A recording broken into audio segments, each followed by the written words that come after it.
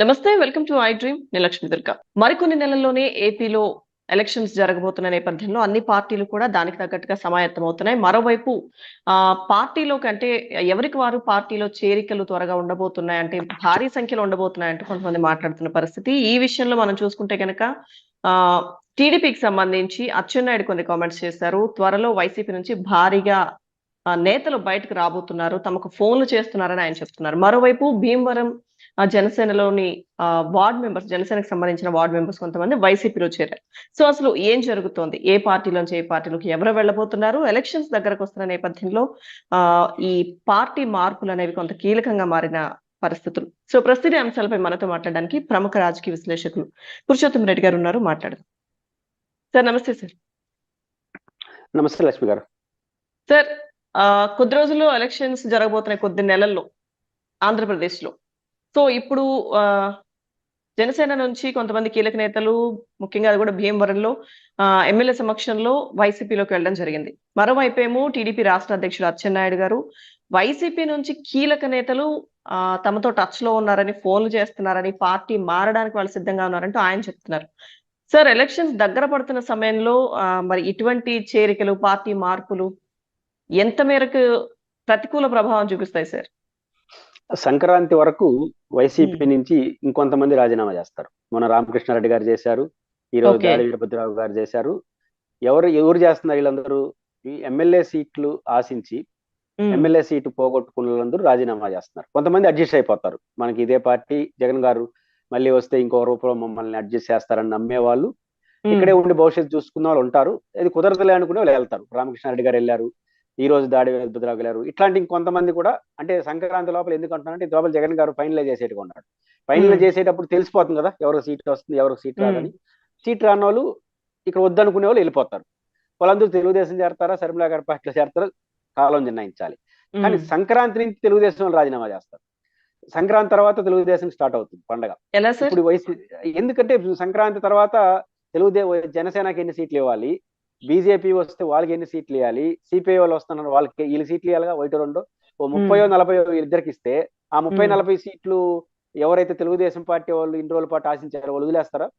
వాళ్ళు స్టార్ట్ చేస్తారు కదా.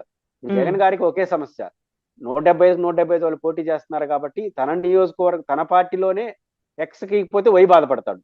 ఇప్పుడు తెలుగుదేశం పార్టీలో ఎక్స్ వై కాదు, మొత్తం X to A to Z ఇవ్వడు ఒక 30 నియోజకవర్గాల్లో. ఎందుకంటే జనసేనకి ఇచ్చేసిన తర్వాత తెలుగుదేశం అంటాడు.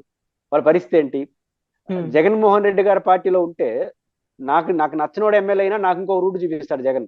కానీ జనసేన వాడు పార్టీలో ఎమ్మెల్యే అయిపోతే వాడు పార్టీని చూసుకుంటాడు, నిన్ను చూసుకుంటాడు. ఇట్లాంటి వైరుధ్యాలు వస్తాయి. కాబట్టి సంక్రాంతి తర్వాత తెలుగుదేశం పార్టీ రాజీనామాల పండుగ స్టార్ట్ అవుతుంది. కాబట్టి అచ్చెన్నాయుడు గారికి సంక్రాంతి వరకు హ్యాపీ. ఎందుకంటే చంద్రబాబు ఇంకా స్టార్ట్ చేయలే ప్రోగ్రామ్.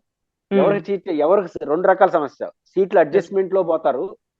మిగతా చోట్ల జగన్ గారి లాగా ఒక సమస్య ఉంటుంది కదా, ఒక చోట 2-3 రాసిన చోట సీట్ ఇపోతే ఆడాపోతారు. ఇట్లాంటివన్నీ వస్తాయి. కాబట్టి జగన్ గారికి ఒక సమస్య అయితే ఆయనకి 2 సమస్యలు సీట్ల విషయంలో. కాబట్టి వీళ్ళు ఎవరు ఏ పార్టీలో చేరతారు, ఎవరే పార్టీలో చేరతారంటే ఎన్నికల ముందు ఏ పార్టీ ఊపులో ఉంటే ఆ పార్టీ చేరే ప్రయత్నం చేస్తారు. అక్కడ వీలు కాకపోతే ఇంకో రాజకీయ పార్టీ చూసుకుంటారు. కాబట్టి ఇప్పుడు మారుతున్న రాజకీయాల్లో అభ్యర్థులందరూ కూడా ఏదో పార్టీ మీద కోపంతోనో ప్రజల మీద ప్రేమ మాట్లాడబట్టలే చెప్తారు, ప్రజల ప్రేమ అవన్నీ చెప్తారు. కానీ వాళ్ళందరూ తమ వ్యక్తిగత ప్రయోజనాల కోసం వెళ్తున్న వాళ్ళు తప్ప ఇంకోటి కాదు. ఆ వ్యక్తిగత వెళ్ళే ప్రయోజనాల వాళ్ళు కూడా పెద్ద ఎత్తున ఇప్పుడు జగన్మోహన్ రెడ్డి గారు ఇప్పటికి 10-11 నియోజకవర్గాల్లో మార్పులు చేర్పులు చేశారు అధికారికంగా. అనధికారికంగా 40-50 అంటున్నారు. ఇట్లాంటి దశలో ఎమ్మెల్యేలు ఒక స్థాయిలో, ఒక జర్నలిస్ట్ గా మీరు కూడా గతాన్ని పరిశీలిస్తే, ఒక ఎమ్మెల్యే సీట్ రాకపోతే ఆ ఎమ్మెల్యేకి సంబంధించినటువంటి కేడరు ఈ కిరసనాలు పోసుకోవడం, పెట్రోల్ తగలబెట్టుకోవడం, నానా కంపు చేస్తారు, ఆఫీసులు తగలబెట్టడం గతంలో చూసాం మనం. ఇంత జరుగుతున్నా 40 మంది తీసేస్తారు, 50 మంది చేస్తున్నా ఒక కార్యకర్త కూడా వచ్చి ఇదిలోకి రావట్లేదు. ఎందుకని? జగన్ గారు కరెక్ట్ అనా, లేదా ఈ ఎమ్మెల్యేల పట్ల వాళ్ళకి పాజిటివ్నెస్ లేదన్న? ఇప్పుడు ఈ కార్యకర్తల సంతోషిస్తున్నారుగా, అంటే మాకు ఎమ్మెల్యేని మారిస్తే మంచిదనే అభిప్రాయంతో కార్యకర్తలు ఉన్నారు కాబట్టి రావట్లేదు. అప్పుడు జగన్ గారి డెసిషన్ 90% కరెక్టే కదా, ఒక 10% అటు ఇటు కావచ్చు. కానీ చంద్రబాబు గారు అట్లే ఉంటారా? రేపు గొడవ పెట్టి బయటకు వస్తారా? చూడాలి. కాబట్టి జగన్ గారి కన్నా ఎక్కువ తెలుగుదేశం పార్టీలో ఈ ఎమ్మెల్యేల గొడవ మొదలవుతుంది. అప్పుడు అచ్చెన్నాయుడు గారు ఏం మాట్లాడతారో చూడాలి. సార్, అప్పుడు ఒకవేళ మీరు అన్నట్టుగా ఎలాగూ అసంతృప్తులు టికెట్లు అనౌన్స్ చేసిన తర్వాత అన్ని పార్టీల్లో ఉంటారు.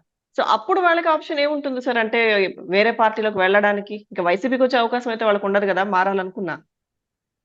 అంటే ఒకటి ఉంటుంది అక్కడ భవిష్యత్తు లేదన్నా ఇప్పుడు తెలుగుదేశం వైసీపీలో భవిష్యత్తు లేకుండా తెలుగుదేశంలో మంచి భవిష్యత్తు ఇస్తారని చంద్రబాబు నాయుడు నమ్మి వీళ్ళు పోయినారని కొంతమంది పోవచ్చు కదా. ఉమ్, అట్లా పోయే పరిస్థితి కూడా కనపట్ల మనకు. ఆల్రెడీ కోటమిరెడ్డి ఇట్లా ఒకరిద్దరు మోగినారు తప్ప మళ్ళీ ఉమ్, ఆగిపోయింది. మళ్ళీ ఊరు ఉమ్, పోవట్లేదు. ఇప్పుడు కొత్తగా వచ్చిన రామకృష్ణారెడ్డి గారు శర్మిలత గారు వెళ్తారంటున్నారు. కానీ అట్లే తెలుగుదేశం పార్టీ నుంచి కూడా జగన్ గారు ఆకర్షిస్తే లేకపోతే ఇంకొక రూపంలో న్యాయం చేస్తారంటే దాన్ని నమ్మితే వాళ్ళు వస్తారు. ఎట్లా ఉమ్, ఉంటుంది మనం చెప్పలేము ఆ రోజు పరిస్థితులు బట్టి. వాళ్ళ భవిష్యత్తు ఎలా ఉంటుంది లేదా అక్కడే అడ్జస్ట్ అవుతారా. ఏ రాజకీయం బెటర్ అవుతుందంటే వైసీపీలో ఇష్టం లేనివాడికి తెలుగుదేశం బెస్ట్ ఆప్షన్ అవుతుంది, తెలుగుదేశం ఇష్టం వైసీపీ బెస్ట్ ఆప్షన్ అవుతుంది. ఈ రెండు కుదరని వాళ్ళు కాంగ్రెస్ ఇంకోటో చూసుకుంటారు, రాజకీయాల్లో ఉమ్, ఉండాలి కాబట్టి. కాబట్టి ఉమ్, ఏది బెస్ట్ ఆప్షన్ అవుతుంది ఎలా ఉంటుందని ఎన్నికల తర్వాత ఎవరు ఎంతమంది బయటకు వచ్చేస్తారు, వాళ్ళతో ఈ పార్టీ నాయకులు ఎట్లా డీల్ చేస్తారు, ఉమ్. ఇవన్నీ కూడా ఆధారపడి ఉంటాయి. ఓకే సార్, ఇప్పుడు అంటే ఎవరు ఏ పార్టీలో ఉంటారు, ఎవరు మారుతారు, టికెట్ల విషయం ఒక కొలిక్కి వచ్చే సమయానికి ఎంతమంది ఉంటారు అనేది అదొక చర్చ అయితే ఇప్పటివరకు మనం అది మాట్లాడుకున్నాం. ఇంకోవైపు ఏదైతే నారా భువనేశ్వర్ గారు స్టార్ట్ చేసిన నిజం గెలవాలి యాత్రతో కొద్ది రోజులు ఆవిడ జనాల్లోకి వెళ్ళారు. ఆ చంద్రబాబు అరెస్ట్ ని తట్టుకోలేక ఎవరైతే చనిపోయారని వాళ్ళు చెప్తున్నారో, సో వాళ్ళని పరామర్శించారు. ఇప్పుడు మళ్ళీ ఆ యాత్ర స్టార్ట్ చేయబోతున్నారు సార్. ఆ మూడున 3వ తారీఖు, 4వ తారీఖు, 5వ తారీఖు విశాఖ, అలాగే విజయనగరం, శ్రీకాకుళం వీటిలో ఆవిడ పర్యటించిపోయి మళ్ళీ వాళ్ళని పరామర్శించడం, వాళ్ళకి చెక్కులు ఇవ్వడం, ఇటు ఈ యాత్ర మళ్ళీ మొదలు కాబోతుంది. ఏం సార్, ఏం చెప్పాలనుకుంటున్నారు మళ్ళీ మరోసారి యాత్ర ద్వారా వచ్చి? ఇప్పుడు ఏ పేరు పెడతారో తెలియదు. నిజం గెలవాలని పోతారా చంద్రబాబు గెలవాలని పోతుందా నాకు తెలియదు ఆమె. ఇప్పుడు నిజం గెలవాలని పెద్ద విలువ లేదు, ఎందుకంటే కోర్టులో స్టే బెయిల్ మీద బయటకు వచ్చేసారు. చంద్రబాబు గారు లోపల ఉన్నప్పుడు ఆ పాయింట్ కొంత కాన్సెప్ట్ ఉంది, నిజం గెలవడమా లేదా కోర్టులో తేలుతుంది, ప్రజల్లో పోయి ఏం చెప్పలేము. కానీ చంద్రబాబు గారు జైల్లో ఉన్నారు కాబట్టి న్యాయం గెలవాలి నిజం గెలవడం ట్యాగ్ లైన్ కొంచెం దగ్గరగా ఉంటుంది. అయితే ఆమె దాన్ని కంటిన్యూ చేయలేదు. మళ్ళీ కారణాలు ఏమైనా ఇందులో చంద్రబాబు గారు బయట వచ్చేసారు. చంద్రబాబు గారు అరెస్ట్ చుట్టూ ఇంకా ఆయనే మాట్లాడుతున్నాడు ఈదుల్లోకి వచ్చి. ఇంక మళ్ళీ భార్య గారు దా పేరుతో పోవాల్సిన అవసరం లేదు. అదే భువనేశ్వరి గారుగా ఎన్టీఆర్ గారు కూతురుగా ఆమెకు గౌరవం ఉంటుంది. ఎన్టీఆర్ గారి కూతురుగా ఆ పార్టీ శ్రేణులందు ఆమెను యాక్సెప్ట్ చేస్తారు. చంద్రబాబు గారు భార్య ఎన్టీఆర్ గారి కూతురుగా ఆమెకంటూ ఒక గౌరవం ఆ పార్టీ శ్రేణిలో ఉంటాయి. మిత్రులు కూడా ఆమెను వ్యక్తిగతంగా పెద్ద డ్యామేజ్ చేయరు, ఆమె ఇంట్లో ఉన్న పరిమితమైన వ్యక్తే. కాకపోతే ఇప్పుడు నిజం గెలవాలంటే ఎట్లా నిజం గెలవాలి కోర్టులో తెలుసుకోవాల్సిన విషయం. పైపెచ్చి చంద్రబాబు గారు బయట ఉన్నాడు. ఆ రాజకీయాల్లో ఆ నిజం ఏంటో చంద్రబాబు గారు చెప్తారు కదా. కాబట్టి ఇప్పుడు ఇంకా ఆమె వచ్చి అదనంగా చెప్పేదే ఉంది. ఆర్థిక కాకపోతే సహాయం చేస్తారట సార్. ఆర్థిక సహాయం చేయొచ్చు, రాజకీయం కూడా చేయొచ్చు. రాజకీయం కూడా తెలుగుదేశాన్ని గెలిపించండి, వైసీపీని ఓడించండి అని తిరగచ్చు, తప్పేం లేదు. రాజకీయ యాత్రగా ఓకే, కానీ తప్ప గతంలో చేసిన నిజం గెలవాలి యాత్రకి ఇప్పుడు ప్రయారిటీ ఉండదు. ఇప్పుడు దానికి సార్థకత ఉండదు, దానికి శాంటిటీ కూడా ఉండదు. మీరు చంద్రబాబు గారు జైల్లో ఉన్నప్పుడు ఆ పదానికి వాటి ఇప్పుడు జగన్మోహన్ రెడ్డి గారు జైల్లో ఉన్నప్పుడు శర్మిల గారు మా అన్న వదిలిన బాలం అని బయటకు వస్తే ఒక అర్థం ఉంది, అది యాక్సెప్ట్ చేశారు ప్రజలు. ఆ తర్వాత శర్మిల గారు జగన్ గారు బయట వచ్చి రాజకీయంగా ఉంటా ఉన్నప్పుడు మా అన్న వదిలిన బాలం అంటే ఇంకా అర్థం లేదు కదా. అప్పుడు ఆమె ఏం చేసింది, యాజ్ ఏ వైసీపీ కార్యకర్తగా మా అన్నని గెలిపించడం వెళ్ళింది.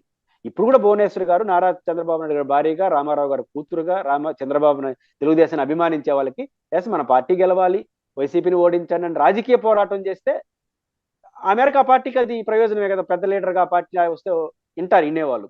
కాబట్టి రాజకీయ పోరాటానికి రాజకీయ యాత్రకి ఆమెకు వాల్యూ ఉంటుంది తప్ప నిజం గెలవాలనే దానికి ఇంకా ప్రయారిటీ లేదు. నిజం గెలవాలని దాని చుట్టూ ఆమె ఎక్కువ మాట్లాడితే నష్టం కూడా. ఎందుకు నష్టం, ఇప్పుడు చంద్రబాబు గారు దాంట్లో ఆరోపణలు ఎదుర్కొంటున్నారు, ఆయనే బయట ఉన్నాడు. లోపల ఉంటే ఆయన తరపున ఆయన వాయిస్ గా మీరు వినిపిస్తారు. ఇప్పుడు ఆయన వచ్చి బయట మాట్లాడుతూ ఉన్నప్పుడు ఆయన చెప్పుకుంటాడు కదా, మధ్యలో భార్య వచ్చి మా ఆయన తప్పు చేయలేదంటే మన ఆయనే బయట ఉన్నాడు కదా, ఆల్రెడీ ఆయన చెప్పుకుంటాడు. కాబట్టి నిజం గెలవాలి, చంద్రబాబు గారి కేసుల చుట్టూ ఆ చుట్టూ భువనేశ్వర్ గారు మాట్లాడినా బ్రాహ్మణ్ గారు మాట్లాడినా పెద్ద ప్రయోజనం ఉండదు. పైపెచ్చు ఏంటి ఇది అనుకుంటారు జనం, అసహనంగా చూస్తారు. రాజకీయంగా తెలుగుదేశాన్ని గెలిపించండి అనే ఒక యాక్టివిటీ చేస్తే ఆ పార్టీకి ఉన్న అసెట్ ఆ పార్టీకి ఉంటుంది. ఓకే, సో ఇప్పుడు రాజకీయం లేదంటే నష్టపరిహారం ఇవ్వాలి వాళ్ళకి, ఇవ్వాలి అనుకుంటే ఇవ్వచ్చు, కానీ ఈ పేరు ఇప్పుడు కరెక్ట్ కాదంటారు. ఈ పేరు కరెక్ట్ కాదు. కేసుల గురించి ఆమె మాట్లాడితే ఏదో చంద్రబాబు నాయుడు గారిని మాట్లాడొద్దని కోర్టు చెప్పింది కాబట్టి ఆమెతో మాట్లాడించారు అనుకుంటారు. కాబట్టి దానివల్ల ప్రయోజనమే ఉంది. కాబట్టి ఆమె రాజకీయ యాక్టివిటీ చేసుకోవచ్చు, అదే తెలుగుదేశం పార్టీ లీడర్ గా, రామారావు గారు కూతురుగా, చంద్రబాబు గారు భార్యగా, తప్పేం లేదు. ఆ పార్టీ కూడా యాక్సెప్ట్ చేస్తుంది లీడర్ కాబట్టి, మన పర్సనాలిటీ కాబట్టి. కానీ కేసుల చుట్టూ గతంలో ఏదైతే నిజం గెలవదో ఆ మాటకి ఈ రోజు శాంటిటీ లేదు, వాల్యూ కూడా లేదు. ప్రజలు దాన్ని మర్చిపోయారు. ఏదైనా ఉంటే చంద్రబాబు గారు ఆ సంగతి చూసుకుంటాడు. Thank you sir, thank you so much.